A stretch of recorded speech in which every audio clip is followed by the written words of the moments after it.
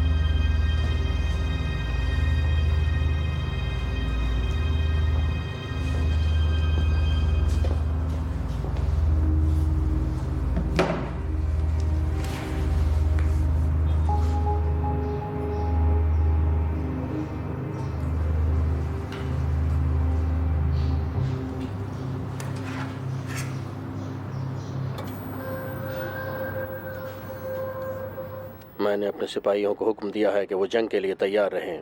मेरा इशारा मिलते ही यहाँ से निकल पड़ना है। हमें आज फतह करके ही छोड़ना है।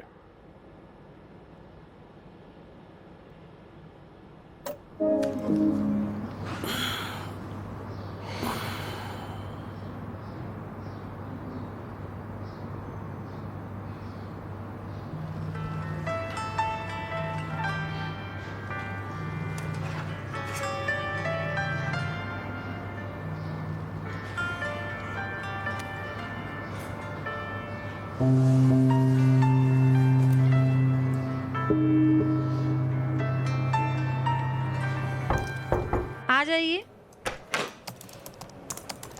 माफ कीजिएगा मैडम, मेहमान आए हैं। अंदर भेज दो। आइए।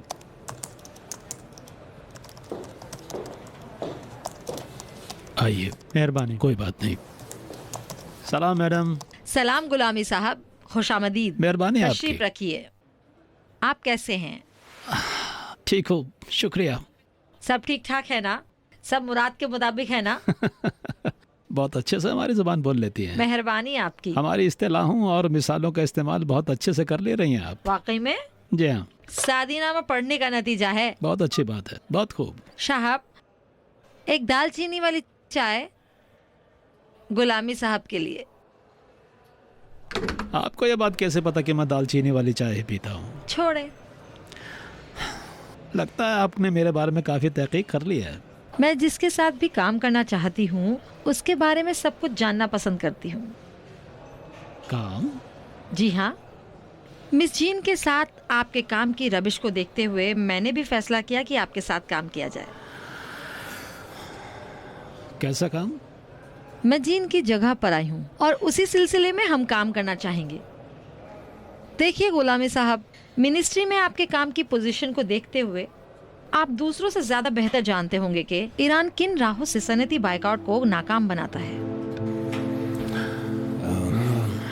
यहाँ इस एम्बेसी के अंदर आपको क्या लगता है कि इस तरह की बात के लिए क्या मुनासिब जगह हो सकती है? अलबत्ता इंटरनेशनल कानून के मुताबिक एम्बेसी खुद उस मुल्क का हिस्सा माना जाता है। आप अभी इंग्लैंड की सरजमीन पर हैं। इससे अच्छी जगह कौन सी हो सकती है? आप ये सोचें कि हम लंदन में बैठे हैं और बात कर रहे हैं। हाँ, तो मैं भी इसीलिए बात कह रहा हूँ।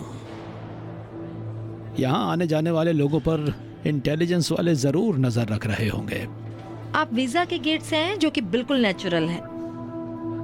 असल बात पर आते हैं।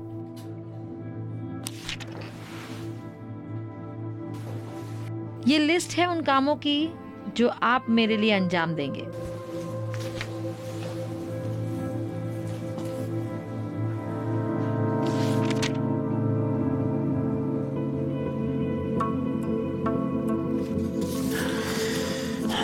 मैं समझ नहीं पा रहा हूँ मैडम।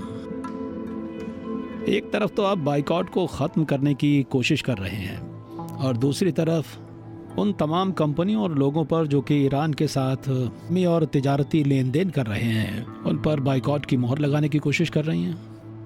वाकई में मसला क्या है?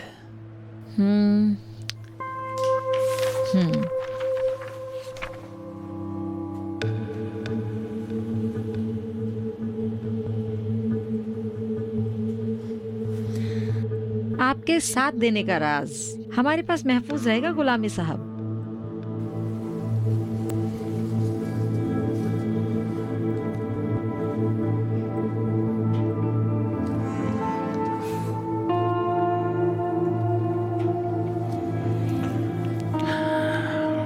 अच्छा, तो मुझे क्या करना होगा?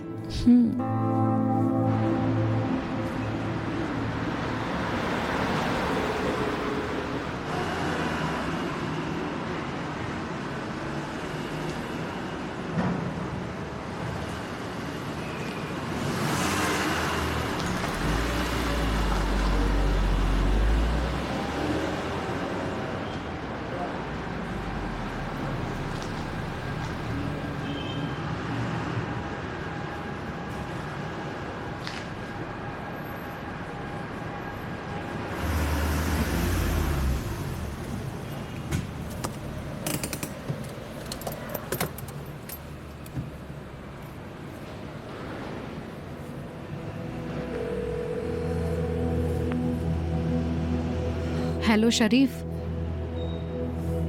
मैं उस जगह पर पहुंच गई हूँ। तुम मुतमईन हो कि वही जगह है? हाँ, वही जगह है। जो कुछ भी है वहीं पर है जहाँ वो गार्ड खड़ा है। देखो, गौर से देखो।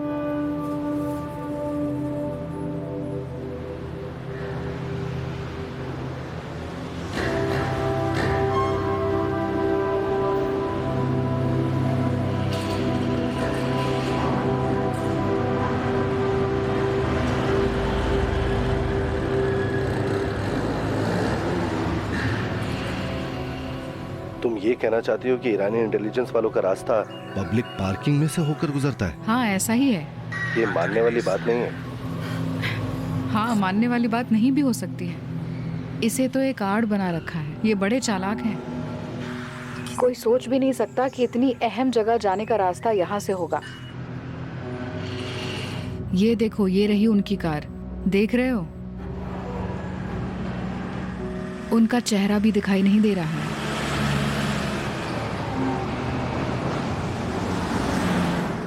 क्या है, अभी भी तुम्हें शक है? सारे सबूत यही बताते हैं कि मोहम्मद के काम करने की जगह यही है।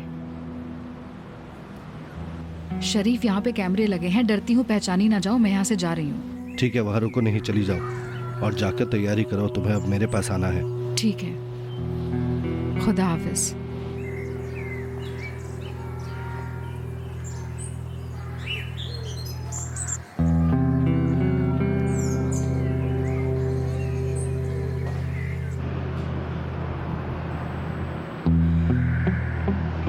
जी ठीक है, देखता हूँ।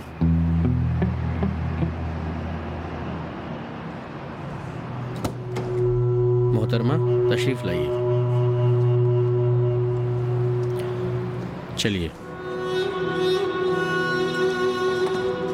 आप सही कह रहे थे। कुछ हुआ है क्या? मैंने आजमाया उसे। अफसोस है मुझे। मैंने पहले बताया था ना।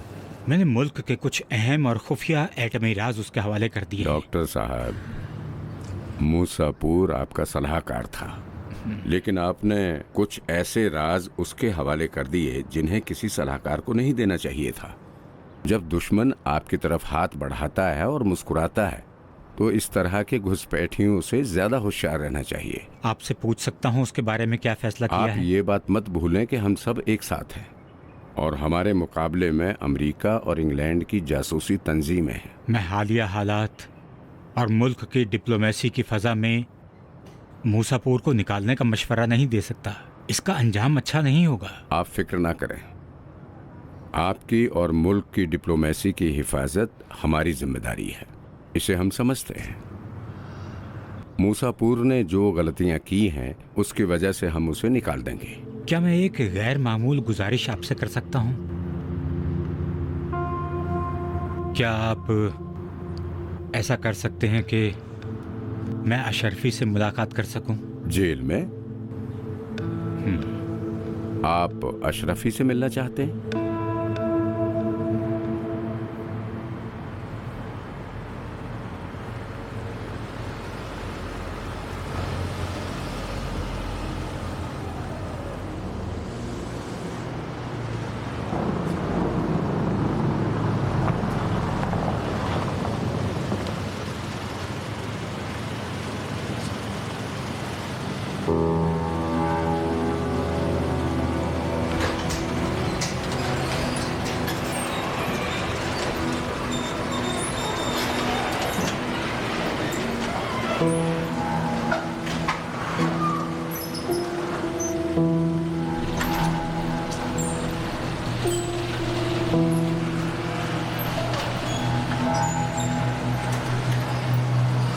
आपने ये जगह कैसे ढूंढी? बहुत आसानी से। मैंने आपसे कहा था ना कि मुझसे राब्ता न रखें और मेरे ऑफिस में भी ना आए, फिर आप उठकर सीधे मेरे घर पर चली आई।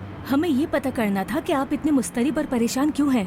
कुछ भी नहीं हुआ है मोहतरमा, कुछ भी नहीं। आपको ये समझना चाहिए कि रहमानी साहब के साथ मेरे ताल्लुकात खतरनाक हो सकते हैं, कानूनी लिहाज से बहुत ही ज्यादा खतरनाक, अलबत्ता मेरे लिए, क्योंकि वो इतने रसूख वाले हैं कि उनका कुछ नहीं बिगड़ने वाला है।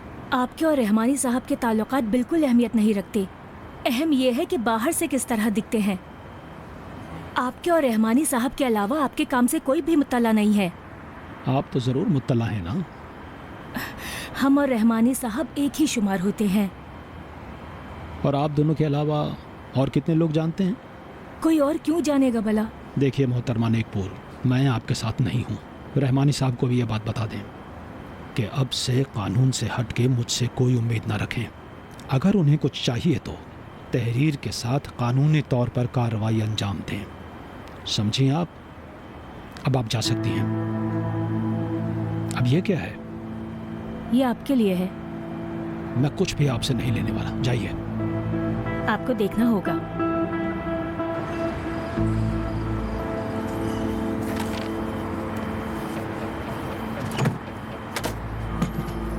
जा सकती हैं आप।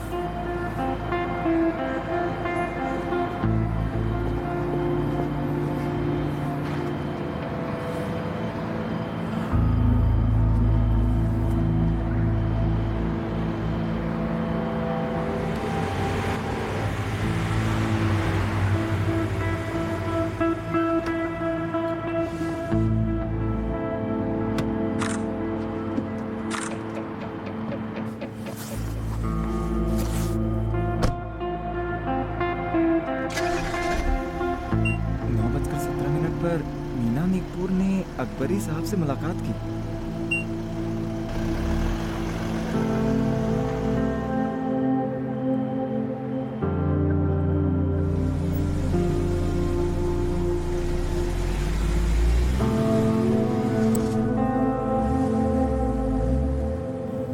ये सब तुम लोगों की जिम्मेदारी है। ये काम मैं तुम्हारे हवाले करता हूँ। काम अच्छे से होना चाहिए, ठीक है?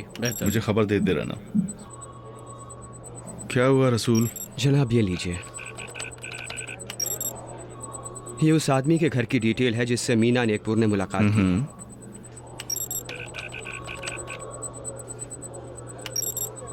इसका नाम है मेहरान अकबरी, जो कि ईरान सेंट्रल बैंक में नायब गवर्नर है। उसके टेलीफोन से कुछ पता चला क्या? जी बिल्कुल, ये रही उसके टेलीफोन की डिटेल्स। अलबत्ता आपके मिलने से पहले की है ये। और उसके बाद? आपसे मिलने के बाद से उसने अपना मोबाइल बंद कर दिया। अच्छा, दूसरे फोन नंबर जो उसके पास है? सिर्फ ऑफिस का फोन है। ठीक है रसूल, शुक्रिया। मुखलिस हूँ।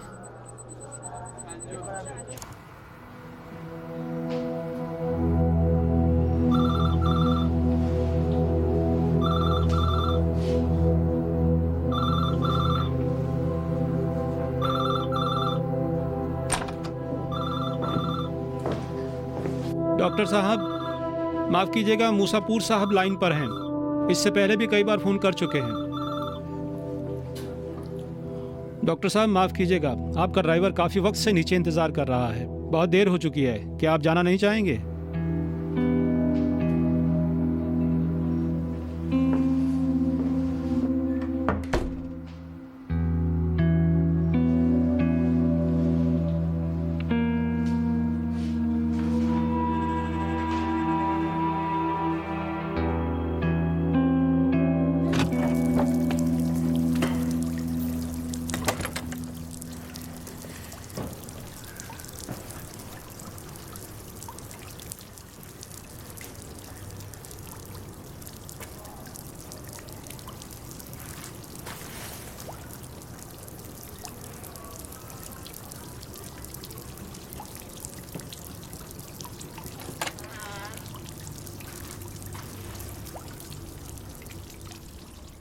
सलाम मोहम्मद जान। सलाम, शब खैर। कैसे हो तुम? शुक्रिया। ऊपर क्यों नहीं आ रहे हो? अभी आता हूँ। खाने में क्या है? कटलेट। जब तक मैं दस्तरखान लगाती हूँ तुम अजीज अम्मी को भी लेते आओ। ठीक है।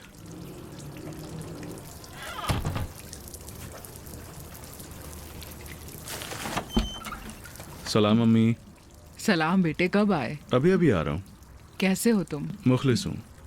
अम्मी, मोहतरमा नासरी और अजीजी जो कि मस्जिद के एनजीओ में हैं, हाँ, उनसे हाँ, कहें तो? कि ये पैकेट यहाँ से उठा ले जाएं और मोहल्ले के ज़रूरतमंद लोगों में बांट दें ताकि यहाँ ना पड़ा रहे। ठीक है, जैसा तुम कहो। बहुत शुक्रिया आपका। अतिया ने भी कहा है कि खाना तैयार है, आप भी ऊपर ही चलिए। बहुत शुक्रिया उसका। ये आपकी खिदमत में। तुम्हें तकलीफ हुई बेटे? नहीं, जहमत कैसी।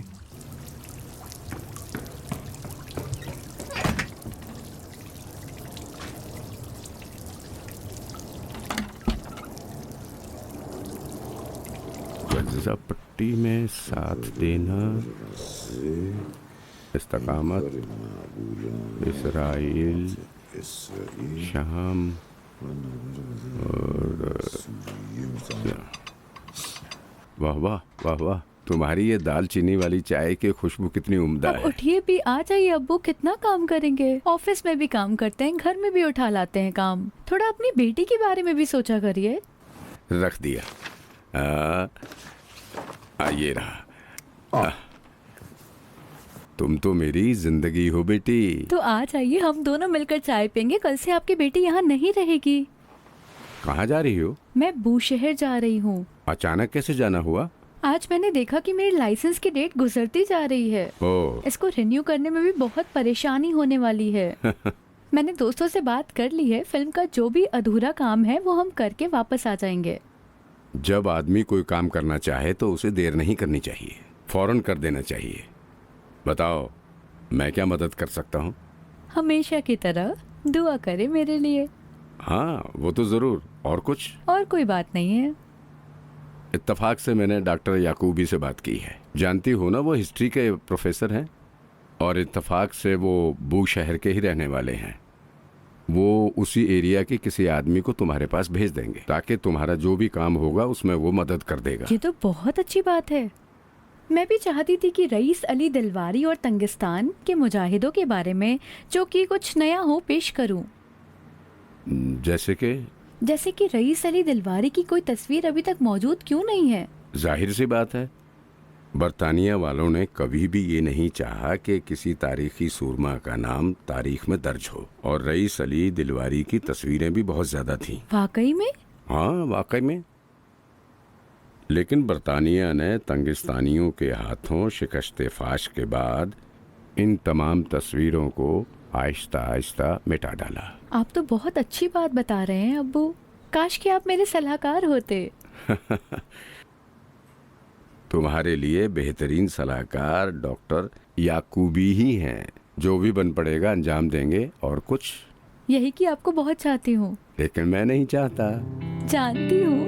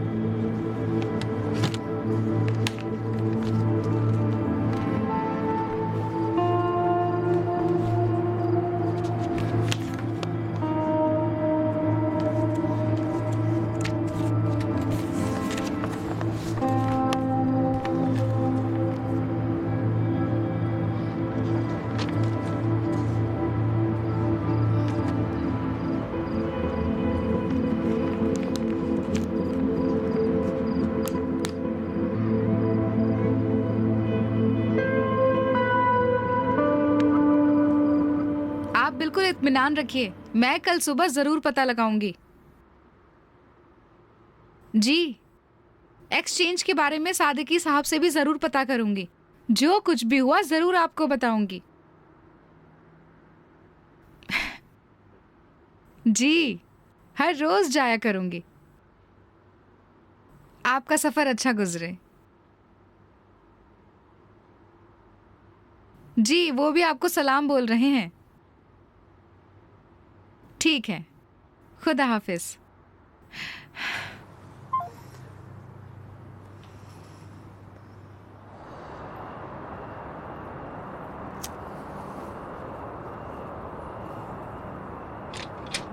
डॉक्टर रहमानी थे। ये दिन रात कुछ भी नहीं पहचानते। वो समझते भी नहीं है कि क्या वक्त हो रहा है। बस उनको हर वक्त रिपोर्ट चाहिए।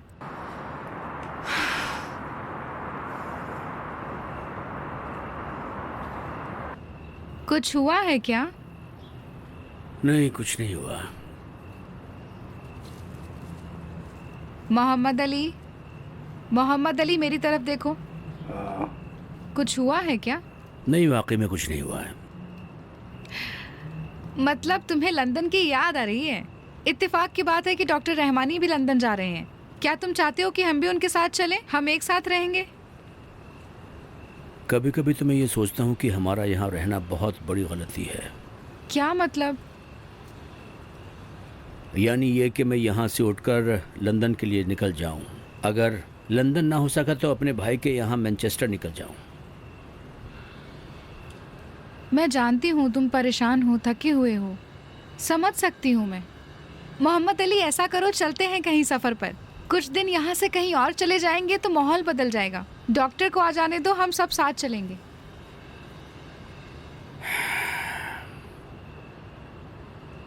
तुम बताओ क्या खबर? बस वही पुरानी खबरें। हाँ, एक नई खबर है।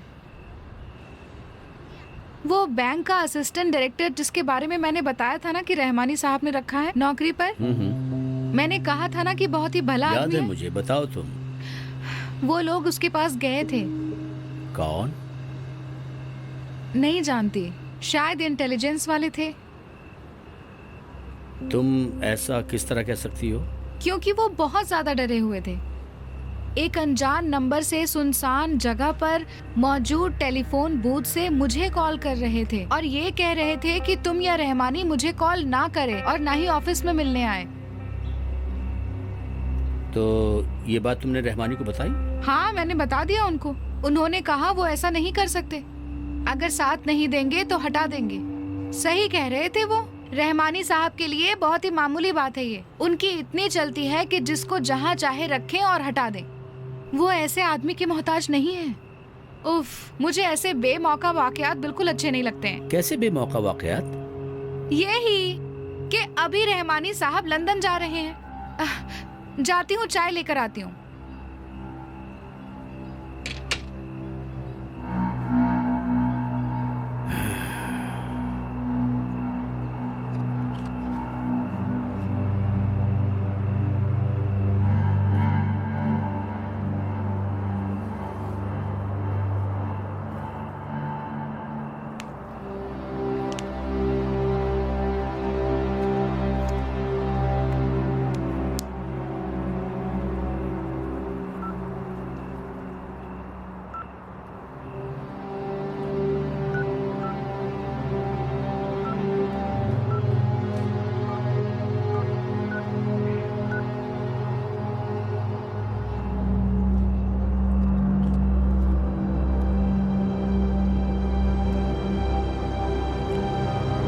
हेलो, सलाम।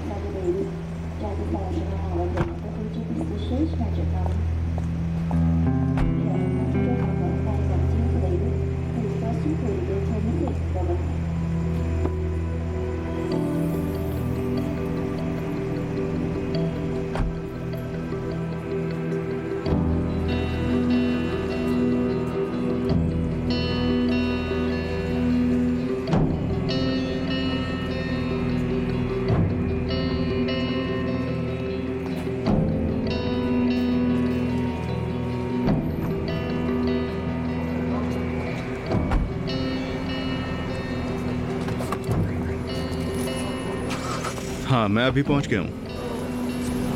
हाँ बिल्कुल, जहाँ तुमने बताया था वहीं पर हूँ। तुम कहाँ पर हो? हाँ, मैं यहाँ पर देख रहा हूँ। किस तरफ हो तुम? मोहम्मद साहब, मैं यहाँ। हाँ, सलाम। कैसे हो?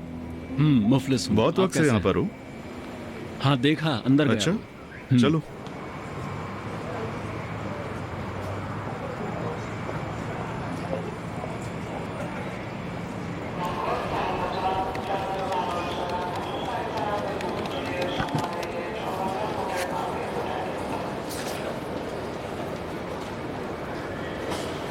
सलाम रहमानी साहब, खुश आमदीद। वालेकुम सलाम, कैसे हैं? अच्छा लगा आपसे तशरीफ मिलकर। रखिए, तशरीफ रखिए। सलाम रहमानी साहब। वालेकुम सलाम, तशरीफ रखिए।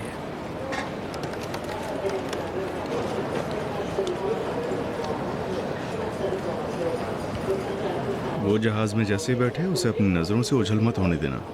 हो सकता है वो रास्ते में कुछ सामान इधर उधर करे या किसी से राब्ता करे। एहतिमाल तो कम है, लेकिन कुछ कहा नहीं जा सकता। अगर फिर भी वो तुम्हारी नजरों से ओझल हो जाए तो फ्लाइट में मौजूद सिक्योरिटी वालों की मदद ले सकते हो। वो उस पर नजर रख सकते हैं। आप इत्मीनान रखें। दरअसल तुम्हारा काम तब शुरू होगा जब वो लंदन पहुंच जाएगा। देखना होगा उसे लेने के लिए कौन आता है, वो किससे मिलता है, कहाँ जाता है, ईरानी या गैर ईरानी जो भी हो। अगर वो दुकान में एक मोजा भी खरीदने के लिए जाता है तो उसे ओझल मत होने देना। समझ गए एहसान? बिल्कुल समझ गया जनाब। खुदा तुम्हारी हिफाजत करे। अपना ख्याल रखना। जाओ, सलामत रहो।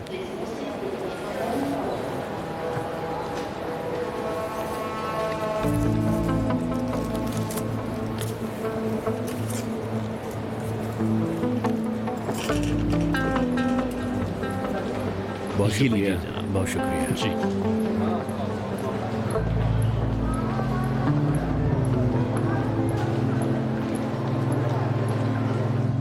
सलाम, आपका खैर मकदम है इस जहाज में। आइए मोहतरमा, थोड़ा जगह देंगे जाने के लिए? तशरीफ लाएं, खुशामदीद।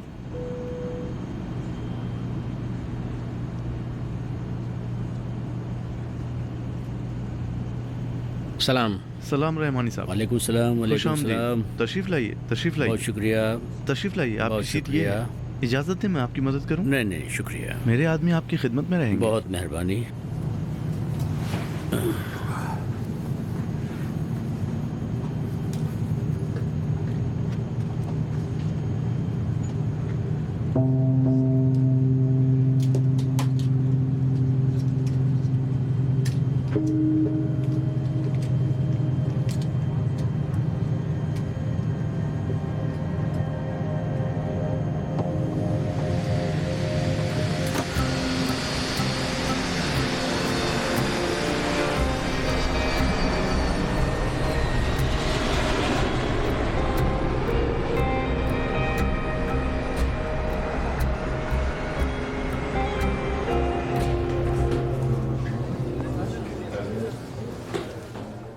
सलाम। सलाम। सुबह सलाम।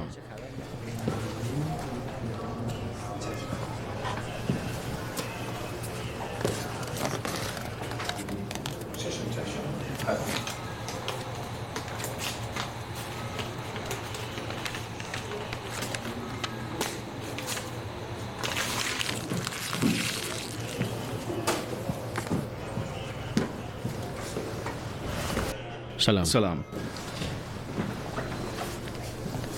इस लिहाज से वाकई में अगर गुलाम रजा रहमानी और सेंट्रल बैंक के नायब के दरमियान कोई राब्ता नहीं था तो मीना नेकपुर ऑफिस के वक्त के बाद उनके घर पर क्यों गई थी?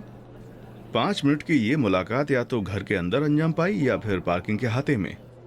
आप जरा ये तस्वीर मुलाहिजा करिए। घर के अंदर जब ये दाखिल हुई तो उसके हाथ में एक फाइल थी, पर जब वो बाहर आई तो फाइल नदारद थी।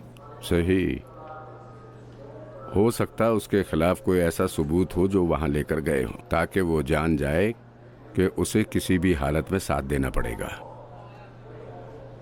अपनी इन्वेस्टिगेशन से हमें यह पता चला है कि इनको इस ओहदे पर गुलाम रजा रहमानी की सिफारिश पर रखा गया है, क्योंकि काम या तजुर्बे के लिहाज से ये इंसान इस ओहदे के लायक बिल्कुल नहीं है।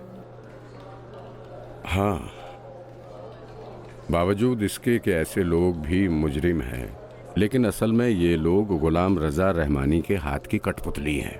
वो इनके मुंह में बड़ा सा निवाला भर देता है और ये लोग भी आगे बढ़कर काम करते हैं ताकि इसका फायदा उसे हासिल हो।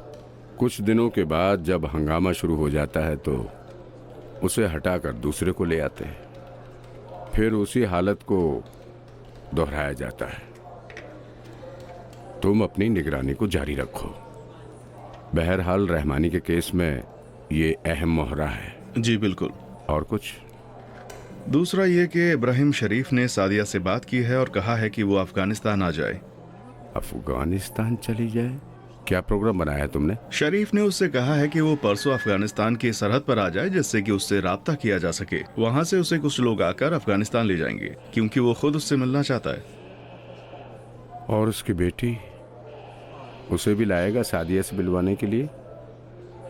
मुझे नहीं लगता कि ऐसा होगा जनाब, और हो सकता है कि शरीफ भी मिलने ना आए। ये भी हो सकता है कि वो अपनी जगह किसी और को मिलने भेज दे। उसे गिरफ्तार करने के लिए हमारे पास यही एक मौका है, इसे हाथ से गंवाना नहीं चाहिए। उसे ऐसा कुछ करना होगा कि शरीफ खुद मिलने के लिए आए। जी, एहतिमाल है कि शरीफ के बजाय उसकी जगह हार्ड डिस्क को मालूमात सादिया से लेने के लिए अगर कोई आ सकता है तो उसका नाम है मोहम्मद रहमान। ये उसकी तस्वीर है।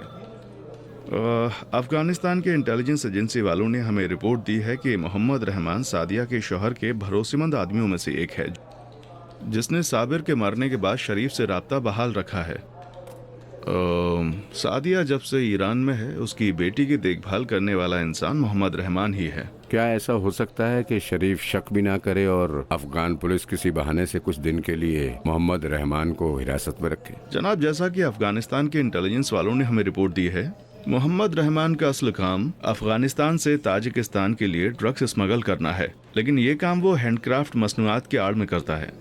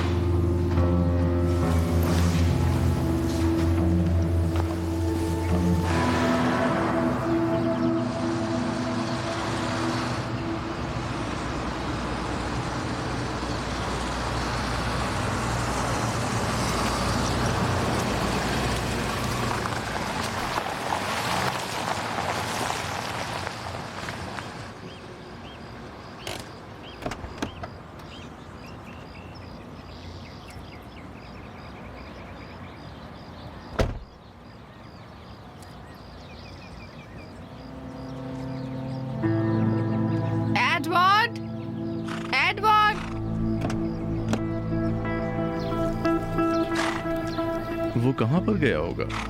होटल में? नहीं, उसके दोस्त के घर, मुर्तज़ा के। पहले उसने एक अहम मुलाकात अंजाम दी, उसके बाद मुर्तज़ा तेहरान जी के घर गया। हमें उस पर नजर रखनी होगी।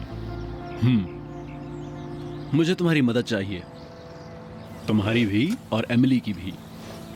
अकेले मुझसे मुश्किल हो जाएगा। सोच लो कि हो गया। वहां जाओ और जाके आराम करो। बहुत शुक्रिया तुम्हारा।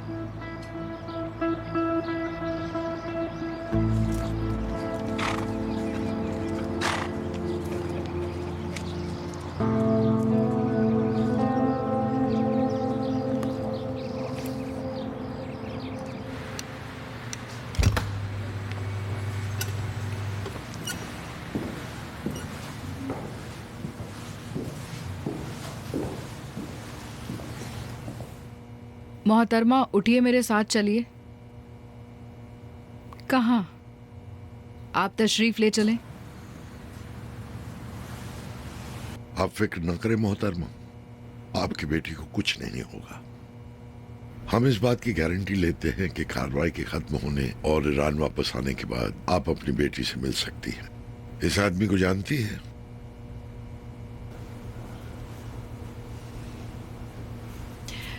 मोहम्मद रहमान। कैसे जानती हैं इसे? वो साबिर के लिए काम करता था।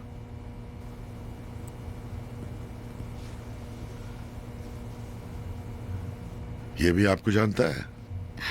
जी, जब मेरे शौहर जिंदा थे तो मेरे घर इसका आना जाना था।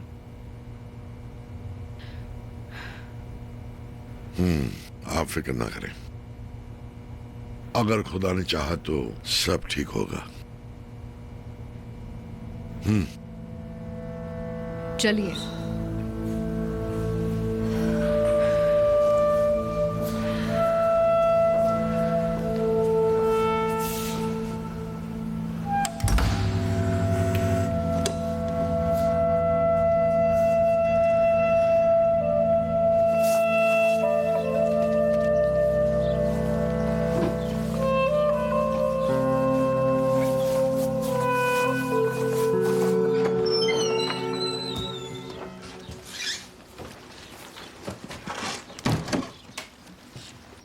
साइज फिट आया?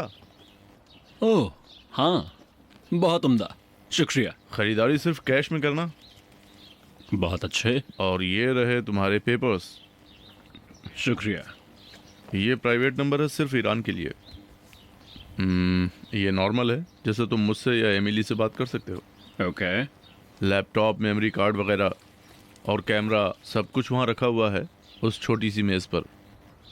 एक रोड मैप भी चाहिए मुझे। इंटरनेट यूज़ क्यों नहीं करते?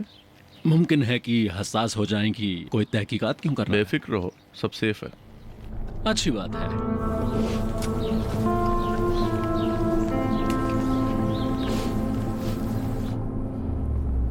ईरान अपने डॉलर का एक हिस्सा अफगानिस्तान से हासिल करता है।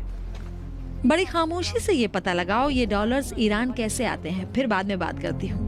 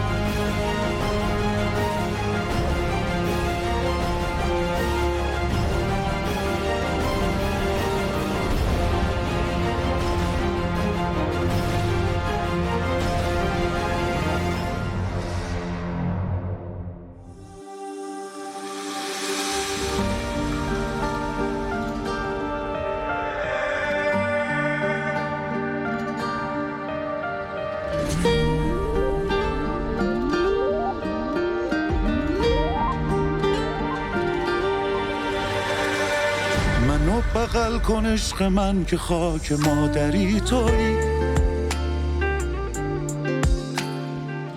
کجا برم بدون تو که عشق آخری تویی تو سرپناه خستگی من باش، من دلم پره. یه وقت آدم از دوست و دشمن زخم میخوره. عشق به خاکت فرقی با مادر نداره. خاک یه آتیشه که خاکستر نداره. چه کوهایی نذاشتن رو سر این خونه خاکستر بباره.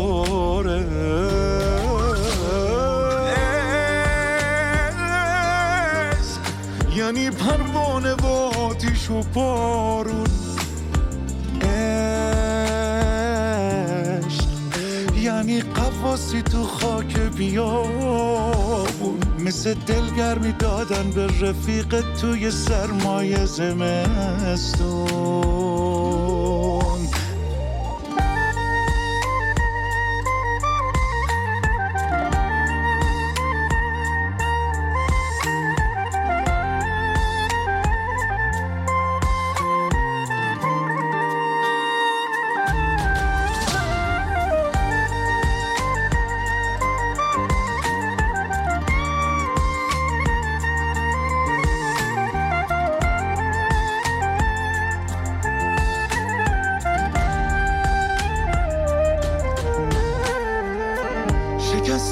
شکست پنهون نیست، گذشتن از گذشته آسون نیست.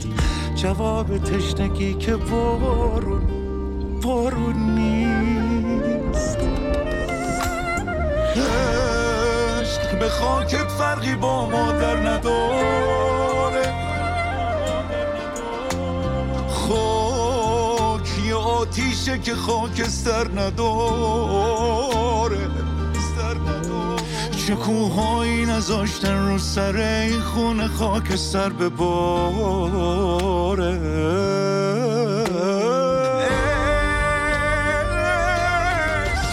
یعنی پروانه و آتیش و بارون. عشق یعنی قواسی تو خاک بیابون، مثل دلگرمی دادن به رفیق توی سرمایه زمستون.